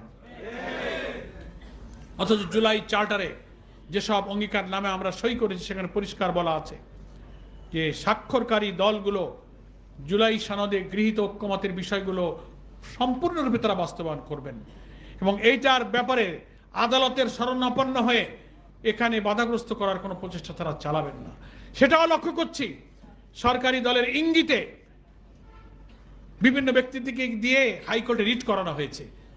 জুলাই সনদের বৈধতা, সংবিধান সংস্কার পরিষদের বৈধতা, শপথ গ্রহণের বৈধতা, নানান কথা বলা হয়েছে।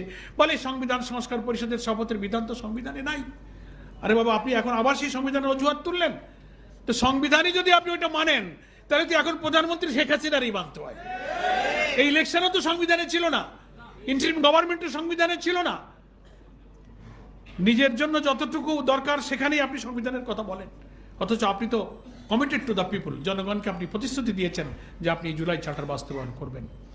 ফলে ওনাদের স্বার্থে যা যা দলীয় কর্তৃত্ব করতে অসুবিধা বোধ করবেন সেগুলোকে সরাবার জন্য জনগণের দৃষ্টি ভিন্ন দিকে নিতে ওনারা এখন আদালতের ঘাড়ে বন্দুক রেখে জনগণের রায়কে হত্যা করতে চেষ্টা করছে।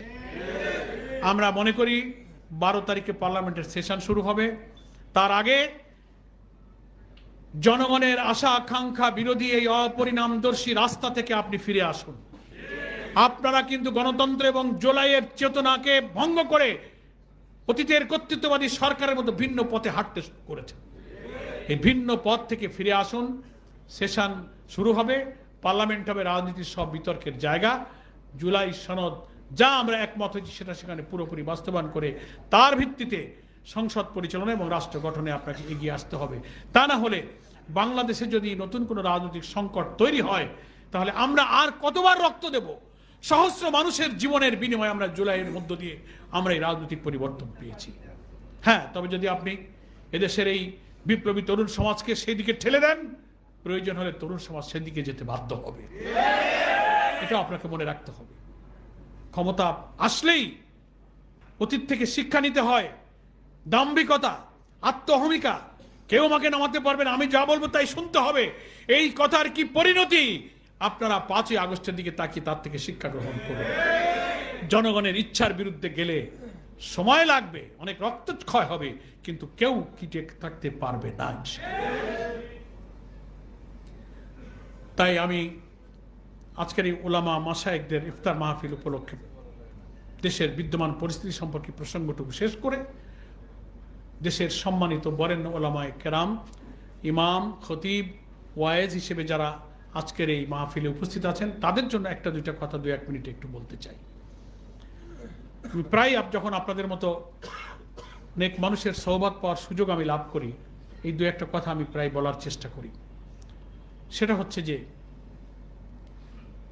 ইমাম, খতিব, ইসলামিক স্কলার, ওয়ায়েজ হিসেবে ছাড়া যারা দেশ বরেণ্য আছেন, মসজিদের মেম্বার, রাসূল সাল্লাল্লাহু আলাইহি ওয়াসাল্লামের তরফ থেকে এই ইজ্জত, এই আমানত যারা আপনারা লাভ করেছেন, আমি মনে করি বাংলাদেশের যত শ্রেণী পেশা, শিক্ষক বলেন, বুদ্ধিজীবী বলেন, কলামিস্ট বলেন, মিডিয়ার লোকেরা বলেন, জুডিশিয়ারি বলেন, পুলিশ মিলিটারি বলেন, সরকার বলেন, প্রেসিডেন্ট প্রধানমন্ত্রী বলেন, এমপি বলেন, রাজনৈতিক নেতৃবৃন্দ বলেন, আপনি পলিটিক্যাল লিডার বলেন, যত ক্লাস অফ পিপুল আছে, সবার চেয়ে আপনারা যারা আমার সামনে বসে আছেন, এই ইমাম, খতিব, ওয়ায়েজ, ইসলামিক স্কলাররা এমন একটা শ্রেণী, এমন একটা জায়গায় আপনারা আছেন, তাদের সব শ্রেণী পেশার চেয়ে প্রতিদিন কোটি কোটি মানুষের সাথে আপনাদের একটা বিরাট কানেক্টিভিটি আছে, একটা সংযোগ আছে, যা এদেশের যত বড় নেতা, পদ পদবীধারী হোক না কেন, জনগণের সাথে তাদের সেই সম্পর্ক সংযোগের কোনো সুযোগ নেই।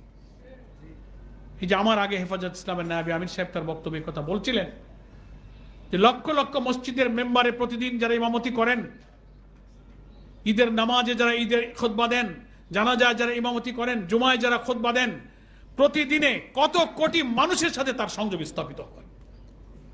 ফলে আপনারাই হচ্ছেন কিন্তু মানুষের সাথে সবচেয়ে বেশি কানেকশন, বেশি সংযোগ, বেশি সম্পর্ক। কোনো বার্তা, কোনো মেসেজ, কোনো নসিহা জাতির কাছে পৌঁছে দেওয়ার জন্য আপনাদের চেয়ে এত ইফেক্টিভ কোনো মিডিয়া, কোনো সোর্স কিন্তু আর নাই। সেই দৃষ্টিতে আমি আপনাদের কাছে 2-1টা সাজেশন দিতে পারি। আল্লাহ তাআলা আপনাদের এই যে ইজ্জতের জায়গায় রেখেছেন, এখান থেকে আমাদের প্রিয় জন্মভূমি বাংলাদেশ, আল্লাহ আমাদেরকে এখানে জন্ম দিয়েছেন, পয়দা করেছেন। এই দেশে আল্লাহ তাআলার দিন বাংলাদেশ, আপনি দ্বীনের মৌলিক বিষয়গুলো সম্পর্কে উম্মার মধ্যে যে এখনো বিভ্রান্তি বিরাজ করছে, মানুষ যে ইসলামের বেসিক আইডিয়াগুলো সম্পর্কে কনসেপশন, ধারণা রাখতে পারে না পরিষ্কার, সেই জায়গাটা পরিষ্কার করার ব্যাপারে আপনারা যদি সময় উপযোগী এই সমস্ত জায়গা থেকে, মেম্বার থেকে, জানাজা, ঈদ, খুতবা, নানান সময় ভূমিকা রাখেন, তো আপনারা জাতির জন্য যে বিরাট উপকার অবদান রাখতে পারবেন, এটা আমাদের দ্বারা, রাজনীতির মঞ্চ থেকে, জনসভা থেকে আমাদের বক্তব্য আর জুমার দিনের মেম্বার থেকে আপনার বক্তব্যের মধ্যে আকাশ পাতাল পার্থক্য আছে। সেই মুসল্লিদের উপরে, মুমিনদের উপরে, তার দিলের উপরে আপনার কথার যে আসর পয়দা হবে, রাজনৈতিক মঞ্চ থেকে একজন রাজনীতির বক্তব্য সেই আসর কিন্তু তৈরি করতে পারে না। সেই মৌলিক বিষয়গুলো কি?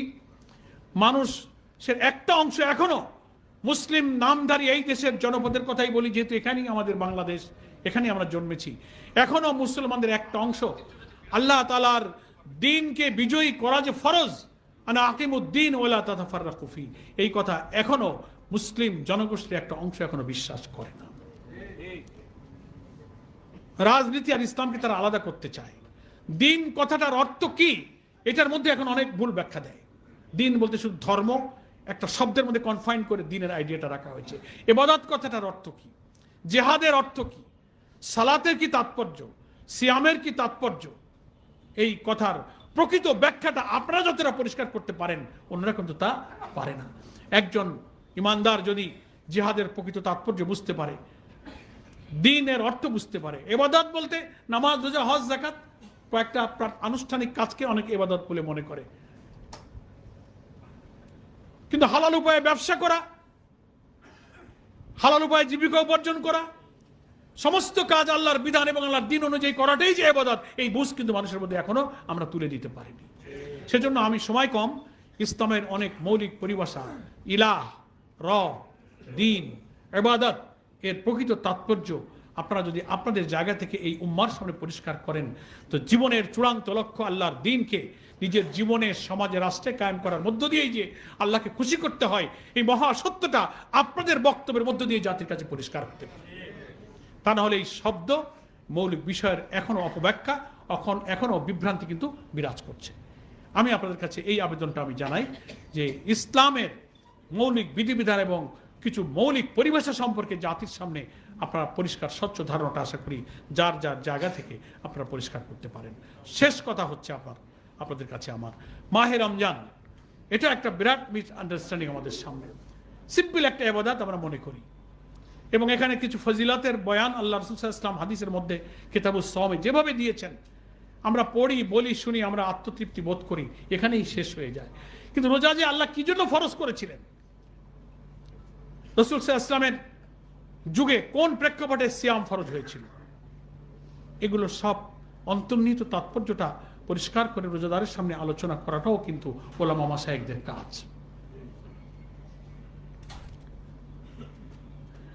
রমজানের সমস্ত ফজিলত এবং গুরুত্ব, তাৎপর্য, সওয়াব, নেকি, গুনাহ মাফ, ক্ষমা, করুণা, 70 থেকে 700 গুণ, জান্নাত, শয়তানকে আটকে রাখা, এত ফজিলত, এত নিয়ামতের সবকিছুর বরকতময় কারণ হলো যে আল্লাহ তাআলা এই মাসে কোরআনকে নাজিল করেছিলেন। আর সেই কোরআনের পরিচয়টাও এখন আমাদের মাঝে কনফিউজ, অথচ আল্লাহ তাআলা কোরআনেই নিজেই পরিচয় দিয়ে বলছেন শাহরু রমাদান আল্লাযী উনজিলা ফীহিল কুরআন, রমজান মাস, এই মাসে আমি কোরআন নাজিল করেছি। পরিচয় কি? হুদাল লিন-নাস ওয়া বায়্যিনাতিন মিনাল হুদা ওয়াল ফুরকান, গোটা মানব জাতির জন্য। হুদা লিন-নাস, নাস মানে মানুষ, হোল ম্যানকাইন্ড, সমস্ত সভ্যতার জন্য এটা হচ্ছে একটা ওয়ে অফ লাইফ, একটা কনস্টিটিউশন, একটা সংবিধান, এটার নাম হচ্ছে হুদা। মানুষকে এটা অনেক সময় আমরা বোঝাতে পারি না। ফলে যে মাসে রমজানের এই রোজা ফরজ হলো সেটা কোরআন নাজিলের মাস। কোরআন যে মাসে নাজিল হলো সেই মাসেই কেন সিয়াম ফরজ করা হলো?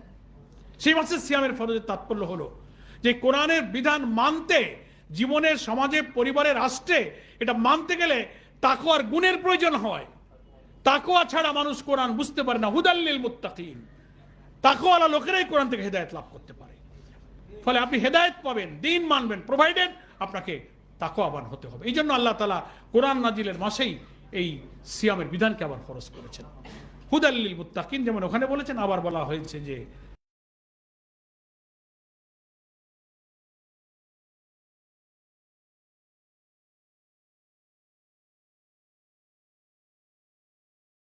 কুতিবা আলাইকুমুস সিয়াম কামা কুতিবা আলাল লাযিনা মিন ক্বাবলিকুম লাআল্লাকুম তাত্তাকুন। আশা করা যায় রোজা তোমাদেরকে তাকওয়ার গুণে গুণান্বিত করতে হবে। ফলে কোরআন, রমজান আর তাকওয়া তিনটা কিন্তু খুব কোরিলেটেড, পারস্পরিক সম্পর্কযুক্ত। তিনটার সাথে এটা হচ্ছে কোরিলেশন। এটা আল্লাহর যত ইবাদত, নামাজ বলেন, রোজা বলেন, ইবাদত বলেন, যা কিছু ফরজ হয়েছে, রোজার জন্যই রোজা ফরজ নয়, নামাজের জন্য নামাজ ফরজ নয়, সব ইবাদত ফরজের একটা আলটিমেট টার্গেট হচ্ছে আল্লাহ তাআলার দ্বীন মানার জন্য আল্লাহর গোলামদের মধ্যে যে গুণাবলী প্রয়োজন হয়, নামাজ মানুষ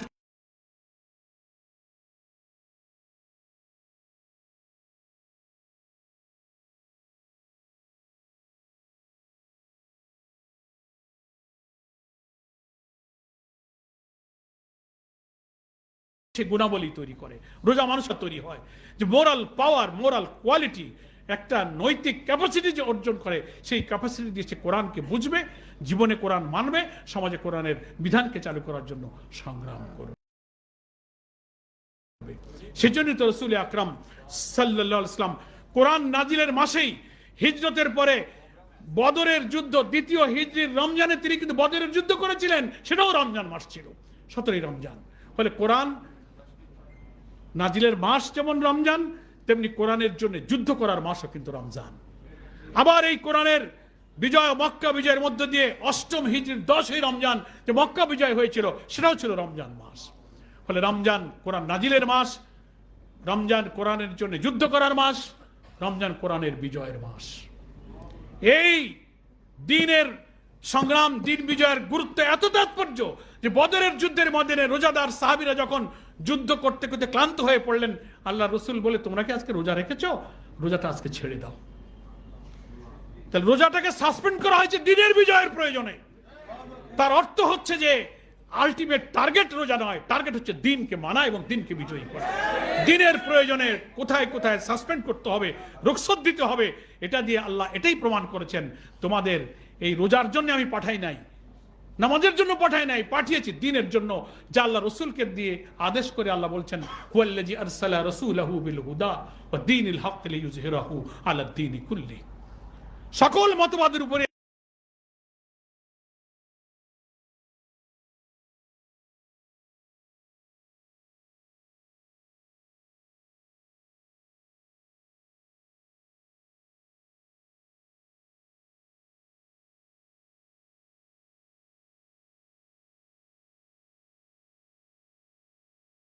এই দিনকে বিজয়ী করার জন্যই আমি আমার মহান রসুলকে পয়দা হয় নাই। ফলে মানুষ সৃষ্টির উদ্দেশ্য, রসুল পাঠানোর উদ্দেশ্যকে যদি আপনি অ্যানালাইসিস করেন, দেখবেন দিনই হচ্ছে আমাদের সবার এক উদ্দেশ্য।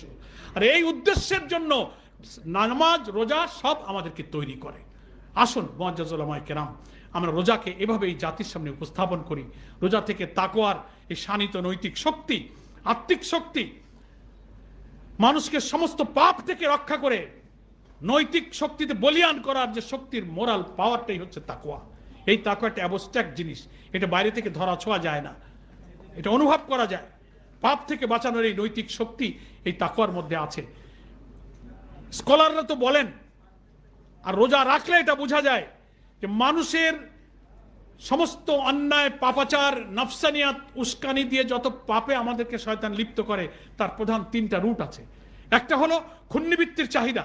ক্ষুণ্ণবৃত্তির চাহিদা পূরণ করতে মানুষ যখন আল্লাহর সীমাকে লঙ্ঘন করে, তখন পাপের রাস্তা খুলে যায়। আর আরেকটা হচ্ছে সেক্সুয়াল ডিমান্ড। মানুষের সেক্সুয়াল ডিমান্ড পূর্তি করতে গিয়ে সে যখন আল্লাহর হুকুম এবং বিধানকে ভুলে যায়, অনাচার, পাপাচার, ধর্ষণ, বেপর্দা, নাফরমানি তখন সমাজে শুরু হয়। আরেকটা হচ্ছে বিত্ত, বৈভব, ধন সম্পদ, আরামপ্রিয়তা, ভোগ বিলাসের জীবন। এটা যখন মানুষ আল্লাহর সীমা ছাড়িয়ে যায়, তখন সমাজে কিন্তু অনাচার, পাপাচার শুরু হয়। সময় কম, ব্যাখ্যা দিতে পারছে না। এই 3টা পাপের রাস্তা আল্লাহ তাআলা সিয়াম সাধনা দিয়ে এই রাস্তাকে কন্ট্রোল করেছেন, রুটকে কন্ট্রোল করেছেন। আল্লাহর ভয় দিয়ে, খাউফে ইলাহির জজবা দিয়ে, হারাম থেকে, ক্ষুণ্ণবৃত্তির জন্য তুমি যেমন পিপাসার কষ্ট সহ্য করছো, দেহ দুর্বল হয়ে যাচ্ছে, তবু আল্লাহর বিধান লঙ্ঘন করে তুমি এটা পূর্ণ করছো না, তিনি বাকি 11 মাসেও তুমি আল্লাহ নাফরমানির মধ্য দিয়ে পেটের চাহিদা পূরণের জন্য নাফরমানির পথে তুমি যেও না। তোমার অর্থনৈতিক পারিবারিক জীবনকে স্বচ্ছ করো। তোমার সেক্সুয়াল ডিমান্ডের জন্য তুমি যেমন বৈধ স্ত্রী স্বামী থাকা সত্ত্বেও তুমি নফসকে দমন করতে শিখছো 1 মাস, বাকি 11 মাসেও তুমি প্রবৃত্তির উপরে চাবুক চালিয়ে সমস্ত নফসানিয়াতকে দমন করতে শেখো। তারাবি বিরাম নাই, সেহেরি ঘুম ভালো নাই, তেলাওয়াত, সারাদিন আবার কর্মজীবন, এই যে কন্টিনিউয়াস একটা লেবরিয়াস, একটা পরিশ্রম প্রিয় জীবন, আরাম প্রিয়তা ত্যাগ করে আল্লাহর হুকুম মানার জন্য কষ্ট করতে হয়, এই ট্রেনিংটাও তুমি এখানে রমজান থেকে শিক্ষা গ্রহণ করো। আসুন রমজানের এই অন্তর্নিহিত তাৎপর্যের মধ্য দিয়ে আমরা যারা উলামায়ে দ্বীন আছি, আমরা আমাদের তাকওয়ার শক্তিকে শানিত করি। তাকওয়াটা বাইরে থেকে দেখা যায় না। পাঞ্জাবির ঝুল দেখে আর টুপি 4 কলি কি 5 কলি কি লম্বা, এটা দিয়ে তাকওয়া মাপা যায় না। আপনারাই জানেন, সে হাদিসটা রসুলকে জিজ্ঞেস করেছে তাকওয়া কি, কোথায়? আর তাকওয়া হা হুনা, তাকওয়া নিজের কলবের দিকে তাকিয়ে রসুল ইশারা করেছেন। হৃদয় এমন একটা ভয়, যে ভয় পৃথিবীর কেউ না দেখুক, আল্লাহ আমাকে দেখছেন, আল্লাহর কাছে জবাবদিহি করতে হবে। এই অনুভূতি, এই সেন্সেশনটার নামই হচ্ছে তাকওয়া। এটা আল্লাহর সাথে সম্পর্ক, কোরআনের সাথে সম্পর্ক, নেক মানুষের সাথে সম্পর্ক, আখেরাতের ভয়, মৃত্যুর ভয়, জবাবদিহিতার ভয় ভিতরে ঢুকাতে পারলেই সমস্ত কাজে আল্লাহকে ভয় করা যায়, পাপ থেকে নিজেকে বাঁচানো যায়। এই জন্য আল্লাহ রসুল বলেছেন আস-সাওমু জুন্নাতুন, রোজা হচ্ছে ঢাল। মানে ঢাল যেমন আক্রমণ থেকে আত্মরক্ষা করে, রোজার বিধান পাপ থেকে নিজেকে সেভ করে। আসুন এই তাকওয়ার শানিত অস্ত্র দিয়ে আল্লাহ তাআলার দ্বীন বিজয়ী করার এক যোগ্য মুজাহিদ হিসেবে যদি গড়ে উঠতে পারি, তো কোরআন নাজিলের যে উদ্দেশ্য সেটাও ইনশাআল্লাহ সফল হবে। আজকের এই উলামা মাশায়েখ সম্মেলনে আপনাদের নেক সাহচর্য লাভ করার জন্য আমি আল্লাহর শুকরিয়া আদায় করছি, আপনাদেরকে ধন্যবাদ জানাচ্ছি। সম্মানিত আমির জামাত ডক্টর শফিকুর রহমানের পক্ষ থেকে মোবারকবাদ জানিয়ে আমার নিজের জন্য দোয়া কামনা করে আমার বক্তব্য শেষ করছি। আমা তৌফিক ইল্লা বিল্লাহ, হাযা মা ইনদি ওয়াল ইলমু ইনদাল্লাহ, আলাইহি তাওয়াক্কালতু ওয়া ইলাইহি উনীব। আসসালামু আলাইকুম ওয়া রাহমাতুল্লাহি ওয়া বারাকাতুহু। আলহামদুলিল্লাহ, জাযাকুমুল্লাহ। সম্মানিত হযরত উলামায়ে কেরাম বসবেন একটু। সভাপতির বক্তব্য শেষে ইফতারি আপনাদের হাতে পৌঁছার পর এরপরে ঘোষণা হবো, একসাথে যাবো আমরা ইনশাআল্লাহ। সম্মানিত ভাইয়েরা, আপনাদের কাছে একটা শীট গিয়েছে, শীটটা পূরণ করা হয়ে থাকলে একটু মেহরবানি করে আমাদের ভলেন্টিয়ার ভাইদের মাধ্যমে মঞ্চে পৌঁছে দিবেন। একটি ঘোষণা দিচ্ছি, আমাদের পেশাজীবী ওলামা বিভাগের রোকন ভাইয়েরা যারা মতামত দিতে পারেননি আমাদের একটি সাংগঠনিক কাজের জন্য, আপনারা অনুষ্ঠান শেষে বাম পাশে মঞ্চের এখানে একত্রিত হয়ে মতামত দিয়ে যাবেন। পেশাজীবী ওলামা বিভাগ, আবাসিক ওলামা বিভাগ নয়। সম্মানিত ভাইরা, এ পর্যায়ে সভাপতির বক্তব্য নিয়ে আসছেন বাংলাদেশ জামাত ইসলামীর কেন্দ্রীয় মজলিস শুরার সম্মানিত সদস্য, ঢাকা মহানগরী দক্ষিণের সম্মানিত ওলামা বিভাগের সভাপতি, বিশিষ্ট আলেম দ্বীন জনাব মাওলানা অধ্যক্ষ মোশাররফ হোসাইন ভাই। মোহতারামকে বক্তব্য রাখার জন্য অনুরোধ করছি। আসসালামু আলাইকুম রহমতুল্লাহ। আউযু বিল্লাহি মিনাশ শাইতানির রাজিম। বিসমিল্লাহির রহমানির রহিম। শহীদে কাফেলা বাংলাদেশ জামাত ইসলামী ঢাকা মহানগরী দক্ষিণের ওলামা বিভাগ কর্তৃক আয়োজিত জাতির শ্রেষ্ঠ সন্তান ওলামা একরাম খোতাবায়ে ইরামদেরকে নিয়ে ইফতার মাহফিলের আজকের এই প্রোগ্রামের সম্মানিত প্রধান অতিথি, গণমানুষের নেতা, ইসলামী আন্দোলনের অন্যতম পুরোধা, বাংলাদেশ জামাত ইসলামীর কেন্দ্রীয় সেক্রেটারি জেনারেল সাবেক সংসদ সদস্য অধ্যাপক মিয়া গোলাম পরোয়ার, মঞ্চে উপবিষ্ট জাতীয় নেতৃবৃন্দ এবং আমার সামনে উপবিষ্ট জাতির শ্রেষ্ঠ সন্তান ওলামা একরাম, আবারও সালাম দিছি, আসসালামু আলাইকুম রহমতুল্লাহি ওয়া বারাকাতুহু। সম্মানিত ওলামা একরাম, এই জাতি যখনই তাদের মাথায় কোনো বিপদ চেপে আসে, বিপদ দেখে, তখন তারা তাকিয়ে থাকে আলেমের দিকে, আলেমদের দিকে। 2024 সালের 5ই আগস্টের ঐতিহাসিক বিপ্লবের মাধ্যমে, ফ্যাসিস্টের বিদায়ের মাধ্যমে যারা এবং যাদের বেশি ভূমিকা ছিল তা ছিল আলেম সমাজের, যাদের বেশি ত্যাগ ছিল সে ছিল কোরআনে হাফেজদের, যাদের বেশি রক্ত ঝরেছে তারা হলো তলবে এলেম, যারা বেশি নির্যাতনের শিকার হয়েছিলেন তারা হলেন এই ওলামা একরাম। আপনাদের সেই ত্যাগের মাধ্যমে আল্লাহ তাআলা আমাদেরকে ঐতিহাসিক বিদায় দান করেছেন। সম্মানিত ওলামা একরাম, বক্তব্য এখানে লম্বা করব না। জাতি যখনই আপনার কাছে, আমার কাছে, তারা কোন দিকে যাবে, কোন পথে চললে তাদের ইহকালীন শান্তি পরকালীন মুক্তি আসবে, এই মাসালা যখন আপনার কাছে, আমার কাছে জিজ্ঞাসা করবে, আমাদের কাছে জিজ্ঞাসা করবে, জাতির শ্রেষ্ঠ সন্তান হিসাবে, জাতির আশা আকাঙ্ক্ষার প্রতীক হিসাবে আলেমদেরকে সেইভাবেই গাইডলাইন দিতে হবে। কেননা মহান আল্লাহ তাআলা পবিত্র কালামে স্পষ্ট করে এই আলেমদেরকে উদ্দেশ্য করে বলেছেন, ফাস আলু আহলা যিকরি ইন কুনতুম লা তা'লামুন। অর্থাৎ তোমাদের কোনো বিষয় যদি তোমরা জানতে চাও, আহলা যিকর আহলা ইলম, এই আলেমদেরকে তোমরা জিজ্ঞাসা করো। অতএব জাতি যখন আমাদেরকে কোনো বিষয়ে জিজ্ঞাসা করবে, আমরা যেন সঠিক সিদ্ধান্ত জাতিকে দিতে পারি। যদি আমরা জাতিকে সঠিক সিদ্ধান্ত দিতে পারি, তাহলে রাসূল সাল্লাল্লাহু আলাইহি সাল্লামের উত্তরসূরি হিসাবে আলেমদের ভূমিকা পালন হবে। আজকের এই ইফতার মাহফিল থেকে, আজকের আলোচনা সভা থেকে, আজকের এই মঞ্চ থেকে যে কথাগুলো আলেমদের উদ্দেশ্যে বলা হয়েছে, তার একটি কিঞ্চিত পরিমাণ যদি আমরা আমল করে ময়দানে যদি আমরা জাতিকে পথ দেখাতে পারি, তাহলেই সার্থকতা আসবে। আসুন আমরা আমাদের আলেম হিসাবে জাতি আমাদের কাছে চাওয়া পাওয়া আমাদের কাছে রয়েছে, তা আমরা যেন পুঙ্খানুপুঙ্খানু রূপে দিতে পারি, সেই আশাবাদ ব্যক্ত করেই আজকে দুপুর 2টা থেকে এই পর্যন্ত আপনারা যারা এখানে কষ্ট সহ্য করে ঢাকা মহানগরীর দক্ষিণের বিভিন্ন অঞ্চল থেকে, সেই চিটাগাং রোড থেকে আরম্ভ করে কামরাঙ্গী চর পর্যন্ত এলাকা থেকে অত্যন্ত কষ্ট করে আপনারা এখানে এসেছেন, মনোযোগ সহকারে শ্রবণ করেছেন।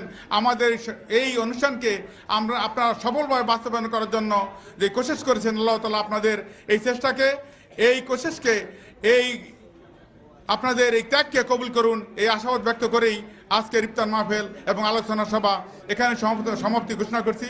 আসসালামু আলাইকুম ওয়া রাহমাতুল্লাহি ওয়া বারাকাতুহু।